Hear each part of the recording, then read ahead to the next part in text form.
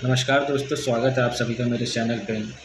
आज दोस्तों आज का टॉपिक रहेगा जो ट्रेन के कोचेस होते हैं और जो उसके व्हील सेक्शन के पार्ट्स होते हैं, मैं उसके बारे में आपको कुछ जानकारी देना चाहूँगा ताकि आपको पता चल सके कि ट्रेन का वर्किंग कैसे होता है, ट्रेन का फंक्शनिंग कैसे होता है।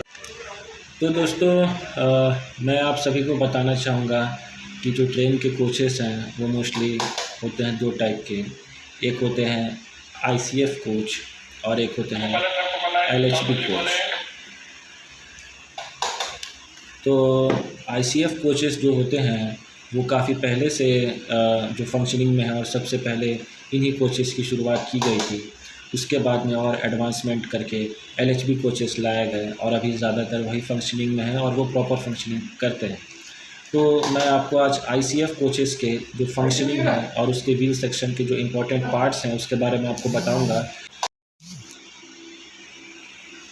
तो बिना देरी करते हुए चलते हैं सीधे हम लोग आईसीएफ कोच की तरफ। दोस्तों ये हो गया आपका एक आईसीएफ कोच और इसका ये हो गया आपका मेन व्हील फ्रेम सेक्शन और इसके वेरियस पार्ट्स के बारे में आपको बताऊंगा और उसके फंक्शन के बारे में भी बताऊंगा। आइए पहले इसके पार्ट्स के बारे में जानते हैं। ये जो मेन सेक्शन है इसके ये जो आपको टॉप में गोल पार्ट दिख रहा है इसको बोलते हैं बोगी बोलेस्टर। ये जो लंबा सा रॉड दिख रहा है इसको बोलते हैं वर्टिकल सस्पेंशन स्प्रिंग। ये हो गया आपका सेकेंडरी सस्पेंशन स्प्रिंग और ठीक उसके बगल में ये लूप देखेंगे इसको बोलते हैं सेफ्टी लूप और उसके जस्ट लास्ट पार्ट जो है उसको बोलते हैं सेफ्टी ब्रेक। ये जो आपको हैंग करता हुआ दिख रहा है इसको बोलते हैं बीएसएस हैंगर और इसके लास्ट पार्ट में ये जो दो ठो गोटियाँ दिख रही हैं आपको इसको बोलते हैं स्टोन। अब एक जो ट्रेन के कोच के मेन पार्ट होता है जो ट्रेन को रोकने में हेल्प करता है ये होता है इसका मेन ये ब्रेकिंग सेक्शन। इस वाले जो पार्ट है जो आपके व्हील फ्रेम से अटैच्ड है इसको बोलते हैं ब्रेक पैड और जो ये ब्रेक पैड को अपने जगह पे रखता है इसको बोलते हैं ब्रेक लॉक और ठीक ये जो ब्रेक लॉक को अपने जगह पे रखता है इसको बोलते हैं ब्रेक लॉक की। अब एक व्हील का जो चक्का घूमता है उसका एक सबसे इम्पॉर्टेंट पार्ट होता है उसका रॉड, एक्सल रॉड, जिसको ये इसके अंदर होता है इसको बोलते हैं एक्सल बॉक्स। और मैं आपको दिखाता हूँ एक इंजन द्वारा व्हील फ्रेम कैसे लोकेट किया जाता है। तो ये यहाँ पे आपको दो तरीके के पाइप दिख रहे हैं, ये जो पाइप और ऊपर वाले पार्ट को बोलते हैं बीपी पाइप। और ठीक इसके ऊपर में अगर आप ये देखिएगा तो ये जो टॉप पार्ट में जो दो कोचेस को आपस में कनेक्ट करता है इसको बोलते हैं स्क्रू कपलिंग। इसको बोलते हैं साइड बफर जो ट्रेन को सस्पेंशन करने में आपस में हेल्प करता है।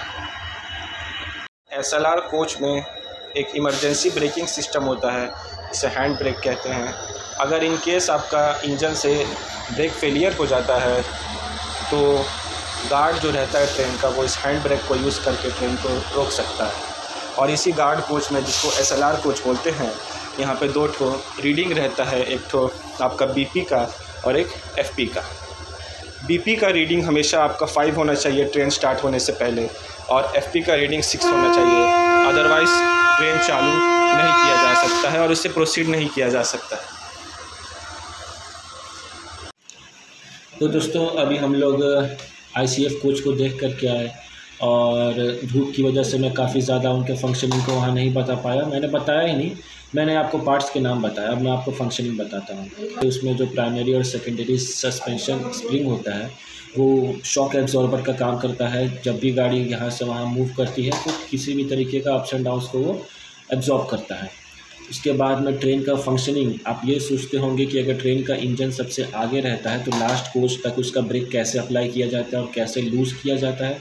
तो ये मोस्टली कंट्रोल किया जाता है दो पाइप्स के ज़रिए जो मैंने आपको वहाँ पे दिखाए थे। एक होता है जो सबसे इम्पॉर्टेंट होता है दोनों में से एक, उसको बोलते हैं बी पाइप और एक पाइप होता है उसको बोलते हैं एफपी पाइप। बीपी पाइप के ज़रिए लोको पायलट एयर प्रेशर उसमें रहता है, उस एयर प्रेशर के ज़रिए वहाँ से वो रिलीज़ करके लोको पायलट जो ट्रेन का इंजन को चलाता है वो एयर प्रेशर के ज़रिए अपने इंजन से लास्ट कोच तक ब्रेक्स को कंट्रोल करता है। ब्रेक को अगर रिलीज़ करना है तो एयर प्रेशर को रिलीज़ किया जाता है, ब्रेक अप्लाई करना है तो एयर प्रेशर अप्लाई किया जाता है। इसके ज़रिए इंजन से लेकर लास्ट कोच तक ब्रेकिंग सिस्टम का फंक्शनिंग होता है। और जो स्क्रू कपलिंग वाला पार्ट था, वो स्क्रू कपलिंग ही